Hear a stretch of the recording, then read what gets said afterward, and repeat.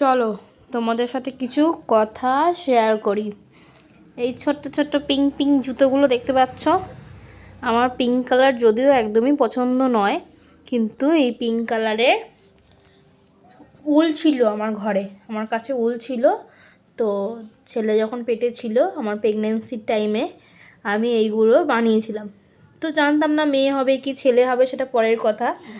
তো এই দুটো জুতো আমি বানিয়েছিলাম, জুতো বা মোজা যা হোক কিছু বলতে পারো। এটাও একবারও পরেও ছিল, ঠিক আছে। তো এইগুলো থাকে, ও নিয়ে মাঝে মাঝে খেলা করে, বলে মা পরিয়ে দাও, পায়ে পরিয়ে দাও। এবারে হুট করে যে খেয়াল হলো, আমি মনে করলাম যে আমার তো একটা আসনও ছিল, সর বাবা সর, এখান থেকে উঠে যাও, একটু উঠে যাও, একটু ওটো, আমার বাবা তো তুমি। এবার হুট করে খেয়াল হলো যে আমার ঘরে তো একটা আসনও ছিল, আমি তো আসনও করছিলাম।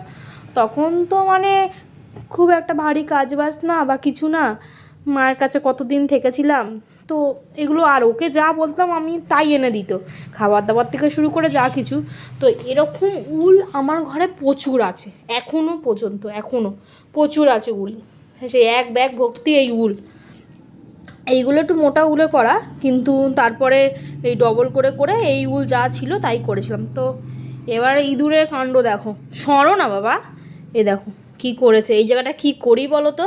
হ্যাঁ, হুট করে মনে হলো বার করি। আগে তো আমাদের স্কুলে কর্মশিক্ষা ছিল, কিন্তু এখন তো স্কুলে কর্মশিক্ষাটা তুলে দিয়েছে, সব এখন প্রজেক্ট প্রজেক্ট আর প্রজেক্ট। কিন্তু কর্মশিক্ষা আমার মনে হয় থাকা ভালো, পিটি কর্মশিক্ষা এইগুলো তো থেকে অনেক কিছু শেখা যায়, হাতের কাজ। যাই হোক, এই এখন সেলাই মানুষে আলাদা করে শিখতে যায়, আগে তো স্কুলেই সেলাই শেখানো হতো, এগুলো সব স্কুল থেকেই শেখা।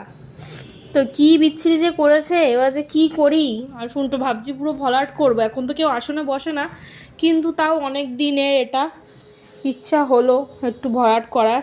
কিন্তু কি করি বলো তো, এ যা ছিঁড়ি করে রেখেছে, এ কি আর ব্যবহার করা যাবে? এখানে কিছু করা যাবে? ভরাট কী করে করবে এটা, দেখতে হবে।